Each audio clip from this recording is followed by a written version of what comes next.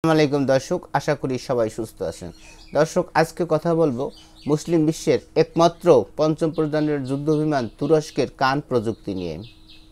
তুরস্ক তাদের নিজস্ব প্রযুক্তিতে তৈরি অত্যাধুনিক যুদ্ধবিমান কান প্রকল্পে উল্লেখযোগ্য অগ্রগতি অর্জন করেছে।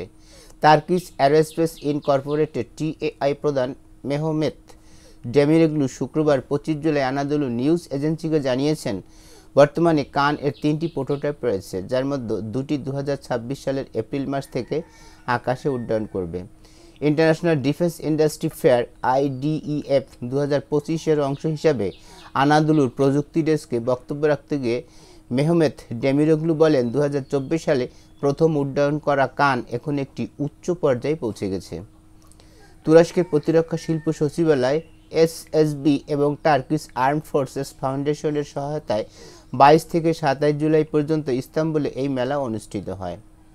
টিআই প্রধান মেহমেত ডেমিরোগ্লু আরও বলেন, কান উৎপাদনের প্রথম ধাপ শিগগিরই শুরু হতে চলছে, অর্থাৎ আনুষ্ঠানিকভাবে এর উৎপাদন ব্যাপক হারে শুরু করতে যাচ্ছে তুরস্ক। এর জন্য আমরা সমস্ত কাজ শেষ করে ফেলেছি। আমি এখনও কিছু বলতে চাই না, তবে আমি বলতে পারি যে কিছু চমক আসছে। যুদ্ধবিমান প্রযুক্তিতে এখন অনেক এগিয়ে গেছে তুরস্ক। তিনি জোর দিয়ে বলেন, আমরা কানকে কেবল একটি বিমান প্রকল্প হিসেবে দেখি না, কান একটি দেশের প্রতিরক্ষা শিল্পের শীর্ষে পৌঁছানোর দিকে অদম্য যাত্রা। মূলত তুরস্ক তাদের প্রতিরক্ষা বাহিনী থেকে যুক্তরাষ্ট্রের তৈরি F-16 যুদ্ধবিমানের বহর ধীরে ধীরে সরিয়ে ফেলার পরিকল্পনা করছে। এরই অংশ হিসাবে পঞ্চম প্রজন্মের স্টেলথ যুদ্ধবিমান, অর্থাৎ অত্যাধুনিক রাডার ব্যবস্থা ফাঁকি দিতে সক্ষম প্রকল্পে নির্মাণে হাত দিয়েছে দেশটি।